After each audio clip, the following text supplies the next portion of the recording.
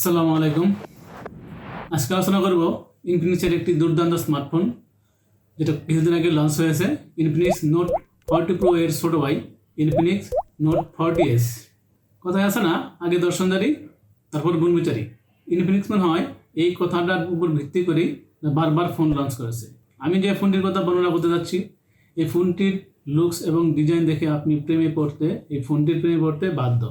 একটা কথা বলে রাখি, আপনারা যদি আমার চ্যানেলে নতুন হয়ে থাকেন বা আমার এই ভিডিও আপনারা নতুন দেখে থাকেন, তাহলে অবশ্যই আমার চ্যানেলটাকে সাবস্ক্রাইব করে আমার পাশে থাকবেন এবং কমেন্ট করে অনুপ্রেরণা যোগাবেন। দুইটা কালার আপনি পাবেন, এটা হলো ব্ল্যাকিশ আর এটা হলো গ্রিন। তো গ্রিন কালারটা হলো ভেগান লেদার ফিনিশ এবং যে ব্ল্যাক কালার এটা হলো ম্যাট ফিনিশ। দুইটা কালারই কিন্তু জোস, তবে আমার কাছে স্পেশালি গ্রিন কালারটা ভালো লাগে। আপনাদের কার কাছে কোন কালারটা ভালো লাগে সেটা অবশ্যই আপনারা কমেন্ট বক্সে কিন্তু কমেন্ট করে জানাবেন। এই ফোনটি কিন্তু অত্যন্ত স্লিম একটি ফোন এবং ফ্রন্ট পার্ট এবং ব্যাক পার্ট উভয় পার্ট কার্ভ হওয়ায় ফোনটি কিন্তু দেখতে অসাধারণ সুন্দর লাগবে। এর থিকনেস কিন্তু 7.75 মিলিমিটার। এত স্লিম একটি ফোনে কিন্তু 5000 mAh একটি ব্যাটারি তারা দিয়েছে, যেটা কিন্তু ইনফিনিক্সকে অবশ্যই ধন্যবাদ দিতে হবে। আর এই 5000 mAh ব্যাটারিকে চার্জ করার জন্য আপনারা কিন্তু পেয়ে যাবেন 33 ওয়াটের ফাস্ট চার্জার, যেটা দিয়ে আপনারা 1 থেকে 1.5 ঘন্টার মধ্যে ফোনটিকে ফুল চার্জ করতে পারবেন। তবে এর যে বড় ভাই নোট 40 প্রো তো কিন্তু আপনারা একটা ওয়্যারলেস চার্জার কিন্তু দিয়ে দিয়েছিল, কিন্তু এখানে কিন্তু তারা ওয়্যারলেস চার্জারটা দিচ্ছে না, যেটা কিন্তু আপনারা এক্সট্রা কিনতে হবে। এটাতে কিন্তু ওয়্যারলেস চার্জারটা দিয়ে দিলে 16 গলা পূর্ণ হতো, কারণ দাম যেহেতু একটু কম। ওটাতে কিন্তু দাম বেশি হয়েছিল বলে অনেকে আমরা ফোনটা কিনতে পারি নাই। কিন্তু এটাতে আমরা একটা ওয়্যারলেস চার্জার পাইতাম, ফোনটা কিন্তু অবশ্যই মার্কেটে খুব হিট করতো বলে আমার আশা প্রকাশ। আর এখানে কিন্তু আপনারা একটা ব্যাক কভার পেয়ে যাবেন, যেটা কিন্তু দেখতে আসলে জোস, যেটা দিয়ে আপনারা কিন্তু ম্যাগনেটিক চার্জারটা ইউজ করতে পারবেন। এবার আসি এর সেকেন্ড পার্ট, সেটা হলো এর ডিসপ্লে বলতে গেলে ফোনটিতে কিন্তু একটা অসাধারণ ডিসপ্লে ইউজ করা হয়েছে। এই 27,000 টাকা ফোনে কিন্তু আপনারা পেয়ে যাচ্ছেন অ্যামোলেড ডিসপ্লে, যাদের কিন্তু এখানে থাকছে 120 হার্জের হাই রিফ্রেশ রেট থাকছে এবং পিপিআই হচ্ছে 393 পিপিআই এবং স্ক্রিন টু বডি রেশিও হলো 98.3%। এটা কিন্তু অবশ্যই একটা ভালো দিক। তবে এখানে কিন্তু আপনারা কর্নিং গরিলা গ্লাসের প্রোটেকশন পেয়ে যাবেন। তবে আমি অনেক ঘাটাঘাটি করে দেখলাম এখানে কোন ভেরিয়েন্টের গরিলা গ্লাস ইউজ করা হয়েছে তা কিন্তু ইনফিনিক্স এটা হাইড করেছে। তবে এখন আমার মনে হয় এখানে আরও জিনিসটা যদি ট্রান্সপারেন্ট থাকতো তাহলে কিন্তু আরও ভালো হতো, মানুষ কিনে আরও উৎসাহ পেত যদি হাই ভেরিয়েন্টের কোনো গরিলা গ্লাস তারা ইউজ করতো। যাই হোক, গরিলা গ্লাস ইউজ করছে। আমরা যারা কার্ভ ডিসপ্লে ফোন ইউজ করি তাতে কিন্তু একটাই ভয় যে এখানে কোনো প্রোটেকশন আছে কিনা। তবে এখানে কিন্তু ইনফিনিক্স একটা এক্সট্রা প্রোটেক্টর দিয়ে দিচ্ছে, এটা কিন্তু অবশ্যই একটা ভালো দিক। যেহেতু কার্ভ ডিসপ্লে ফোনে কিন্তু আমরা প্রোটেক্টর কিনতে গেলে অবশ্যই আমরা অনেক ঝামেলা পোহাতে হয়, প্রোটেকশন পাওয়া যায় না, এখানে তারা এক্সট্রা প্রোটেক্টর দিয়ে দিছে। আর এর ব্যাটারি হলো 1319, যেটা কিন্তু আপনারা ইনডোর বা আউটডোরে ভালো ভিজিবিলিটি পাবেন, কোনো ভিজিবিলিটি লেগ বা ব্রাইটনেসের কোনো অভাব কিন্তু আপনারা ফিল করবেন না। আর এটি কিন্তু একটা পাঁচশোল ডিসপ্লে, এই 27,000 টাকা বাজারটা কিন্তু অবশ্যই পাঁচশোল ডিসপ্লে আমরা অবশ্যই আশা করি। এটা ইনফিনিক্স কিন্তু অবশ্যই পাঁচশোল ডিসপ্লে দিয়েছে।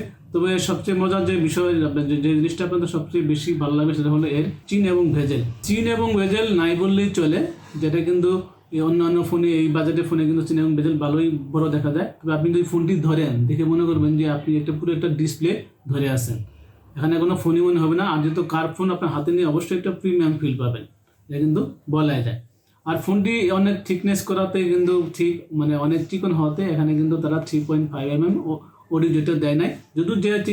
যতটুকু চিকন বা যতটুকু পাতলা এই ফোনে কিন্তু আপনার অবশ্যই 3.5 mm অডিও জেট দেওয়া উচিত ছিল। তো এই বাজেটে সবগুলো ফোনে কিন্তু 3.5 mm অডিও জেটটা দরকার বা দিয়ে দেয়, এখানে কিন্তু দিয়ে দিতে পারতো কিন্তু দেয় নাই, কেয়ার করা। এবার আসি এই ফোনটির গুণ, আসলে ফোনটির কি গুণ আছে বা এর যে হার্ডওয়্যার আছে, এই হার্ডওয়্যারে আসি। এই ফোনটি কিন্তু লঞ্চ হয়েছে অ্যান্ড্রয়েড 14 ভার্সনে, সেটা অবশ্যই ঠিক আছে। এবং এখানে যে চিপসেটটা ইউজ করা হয়েছে সেটা কিন্তু Helio G99 আলটিমেট ভার্সন। এর আগের যে ফোন নোট 40 প্রোতে যে চিপসেট ইউজ করা হয়েছিল, এখানে কিন্তু সেই চিপসেটটাই তারা ইউজ করছে আলটিমেট ভার্সন Helio G99। আসলে এই সময় এসে সেই যে পুরানো Helio G99 এটাই ইউজ করা হচ্ছে। তবে এই 27,000 টাকা আমার মনে হয় এই চিপসেটটা আমার মনে হয় না ঠিক আছে, আরও আরও আপডেট কোনো চিপসেট এখানে ইউজ করতে পারতো। তবে Helio G99 একটি কিন্তু পরীক্ষিত প্রসেসর, যেটা কিন্তু আপনারা সবাই জানেন, যারা ফোন নিয়ে ঘাটাঘাটি করেন তারা কিন্তু জানেন যে এটা স্টেবল একটা চিপসেট কিন্তু এটা। তবে এখানে কিন্তু খুব হাই গ্রাফিক্সের আপনারা গেম খেলতে পারবেন না। আপনারা মিডিয়াম গ্রাফিক্সে কিন্তু সব পাবজি বা ফ্রি ফায়ার সব গেমই কিন্তু আপনারা ভালোভাবে খেলতে পারবেন, যে আপনারা কোনোভাবে লেগ ফিল করবেন না। আর যদি এর ডিসপ্লেটা অনেক হাই কোয়ালিটি ফুল, তবে আপনারা যারা গেম খেলবেন বা মাল্টিমিডিয়া কন্টেন্ট করবেন তাদের জন্য কিন্তু অবশ্যই ফোনটা আমার মনে হয় ভালো হবে।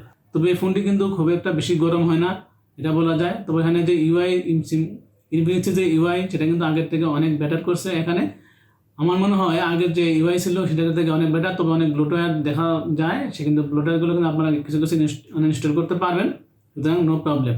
আর যেহেতু এখানে 120 হার্জের হাই রিফ্রেশ রেট ইউজ করা হয়েছে, সুতরাং আপনারা কিন্তু মাল্টিটাস্কিংয়ে খুব ভালো একটা পারফরমেন্স আপনারা পাবেন। এবার আসি এর ক্যামেরায়।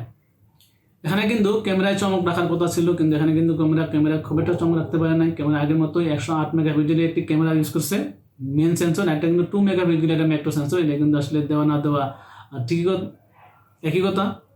তবে এখানে যদি একটা আলট্রা ওয়াইড সেন্সর ইউজ করতো তাহলে কিন্তু আরও অবশ্যই ভালো হতো। ক্যামেরা দেখতে আমরা ফোনটাকে পরিপূর্ণ ভাবতাম, কিন্তু ওই যে কিছু ফোনে কিছু না কিছু লেকিংস তো অবশ্যই রাখতে হবে। এখানেও কিন্তু সিম্ফনি একটা লেকিংসটা তো রেখে দিয়েছে, সেটা হলো এর ক্যামেরাতে, এটা কোনো আলট্রা ওয়াইড লেন্স দেয় নাই। আমার মনে হয় এখানে আলট্রা ওয়াইড লেন্স দেওয়া দরকার ছিল। 108 মেগাপিক্সেলের যে সেন্সরটা, এটাতে আপনি কিন্তু ডে টু ডে লাইফে ভালো ছবি পাবেন। আপনারা এর এক্সপোজার ব্যালেন্স বলেন বা এর ডিটেলস বলেন, প্রপার লাইটে কিন্তু আপনার ভালো হবেন। তবে যদি লোয়ার লাইটে হয় সেক্ষেত্রে একটু গ্রে দেখা যায়। এখানে কিন্তু আপনার সর্বোচ্চ 2K তে ভিডিও করতে পারবেন, তবে সেক্ষেত্রে কিন্তু আপনার 30 FPS ভিডিও করতে হবে। আর যদি 1080p তে ভিডিও করতে চান তাহলে কিন্তু আপনারা 1080p 60 FPS পর্যন্ত ভিডিও করতে পারবেন। তো এখানে ভিডিও কোয়ালিটি যেহেতু ইআই বা ওয়াইস নাই, সুতরাং ভিডিও কোয়ালিটি কিন্তু কেমন হবে সেটা আপনারা বুঝতেই পারছেন। আর এখানে সেলফি ক্যামেরা হিসেবে পেয়ে যাবেন 32 মেগাপিক্সেলের একটি সেলফি ক্যামেরা। সেলফি ক্যামেরার পারফরমেন্স কিন্তু এভারেজ, খুব একটা আহামরি কিছু না বা খুব একটা খারাপ হবে না। এই সেলফি ক্যামেরাতে কিন্তু আপনারা 1080p তে 30 FPS ভিডিও করতে পারবেন। আর শুরুতে যেমন বলছিলাম, এখানে কিন্তু ইউজ করেছে তারা 5000 মিলিঅ্যাম্পিয়ার ব্যাটারি, যেটা জাতীয় ব্যাটারি, সেই জাতীয় ব্যাটারি তারা ইউজ করছে। তবে এখানে কিন্তু চার্জ করার জন্য তারা একটা 33 ওয়াটের একটা ফাস্ট চার্জার ইউজ করা হয়েছে। এখানে কিন্তু আরও বড় ফাস্ট চার্জার কিন্তু আগেরটাতে ছিল, এটা কিন্তু এখানে একটু ছোট ফাস্ট চার্জার করছে বা একটু কমাই দিয়েছে, যে জন্য একটু দামে একটু কম পাওয়া যাচ্ছে। আর এখানে যেহেতু ওয়্যারলেস চার্জারটা নাই সেজন্য দামে একটু কম দিয়েছে আমার মনে হয়। তবে এখানে যদি ওয়্যারলেস চার্জারটা দিয়ে 33 ওয়াট দিচ্ছে ঠিক আছে, কিন্তু ওয়্যারলেস চার্জারটা দিয়ে যদি দাম 27,000 টাকা রাখা হতো তাহলে কিন্তু আরও অবশ্যই ভালো হতো। আর এখানে কিন্তু যে সিম ট্রেটা দেওয়া আছে, এটা কিন্তু আপনারা 2টা ন্যানো সিম ইউজ করতে পারবেন, কোনো এক্সট্রা মেমোরি কার্ড ইউজ করতে পারবেন না। আর এখানে কিন্তু এই ফোনটি কিন্তু বাংলাদেশে একটি ভেরিয়েন্টে আপনারা পাবেন, সেটা হলো 8/256 ভেরিয়েন্ট। আর এখানে যে র্যাম ইউজ করা হয়েছে 8GB, সেটা কিন্তু LPDDR4X। আর স্টোরেজ যেটা ইউজ করা হয়েছে এটা কিন্তু UFS 2.2, যেটা কিন্তু মোটামুটি চলে ক্যাটাগরি। আর এখানে যেহেতু আপনারা মেমোরি কার্ড ইউজের অপশন নাই, সুতরাং আপনারা কিন্তু 256GB খুশি রাখতে হবে। আমার মনে হয় 256GB এনাফ একটা ফোনের জন্য, এর এক্সট্রা মেমোরি কার্ড আসলে দরকার নাই। যদি থাকতো সেটা ভালো, তবে এক্সট্রা মেমোরি কার্ড যদি ইউজ করেন আপনারা কোনো ফোনে, সেক্ষেত্রে কিন্তু ফোনের প্রতি একটা চাপ হয়, এক্সট্রা চাপ। এক্সট্রা মানে এক্সট্রা একটা চাপ, সুতরাং আমি মনে করি এক্সট্রা কোনো মেমোরি কার্ড না ইউজ করে ভালো। এই ফোনে কিন্তু পেয়ে যাবেন আপনারা ডুয়াল স্টেরিও স্পিকার, যেটা হলো JBL স্টেরিও স্পিকার। JBL অনুযায়ী কিন্তু সাউন্ড কোয়ালিটি অতটা ভালো না আমার মনে হয়, তবে JBL যে সাউন্ড কোয়ালিটি সেটা কিন্তু আসলে আরও সাউন্ড কোয়ালিটি ভালো হওয়া উচিত ছিল। তবে যেহেতু ডুয়াল স্টেরিও স্পিকার, সুতরাং আপনার মাল্টিমিডিয়া কন্ডিশন কিন্তু খুব ভালো করতে পারবেন, যারা গান শুনেন খুব ভালো একটা পারফরমেন্স পাবেন। তবে এখানে যদি আপনারা ফুল ভলিউম দেন তাহলে কিন্তু অবশ্যই ডিস্টরশন পাবেন। অবশ্যই 80% বা 85% আপনারা সাউন্ডটা ইউজ করবেন। আরেকটি কথা, এটি কিন্তু একটা 5G ফোন, সুতরাং আপনারা যারা 5G ফোনের নেওয়ার চিন্তা করতেছেন এবং 27,000 টাকা বাজার, তারা কিন্তু আপনারা ফোনটি নিতে পারেন। এবার আসছি আপনারা কারা কারা এই ফোনটি কিনবেন বা কারা কারা ফোনটি কিনবেন না। আপনি যদি স্টাইলিশ ফোন চান তাহলে অবশ্যই ইনফিনিক্স নোট 40S ফোনটি নিতে পারেন। আর যদি আপনি ক্যামেরা সেন্ট্রিক ফোন চান বা গেমিং করতে চান তাহলে কিন্তু এই ফোনটি আপনার জন্য না, মানে এই ফোনে কিন্তু ক্যামেরা বা গেমিং আহামরি কিছু না। এই ছিল এই ফোনটির সম্পর্কে বিস্তারিত। আপনার যদি কারো কোনো মন্তব্য থাকে তাহলে কিন্তু অবশ্যই এই কমেন্ট বক্সে জানাতে পারেন। দেখা হবে পরবর্তী কোনো ভিডিওতে, সে পর্যন্ত ভালো থাকবেন। আল্লাহ হাফেজ।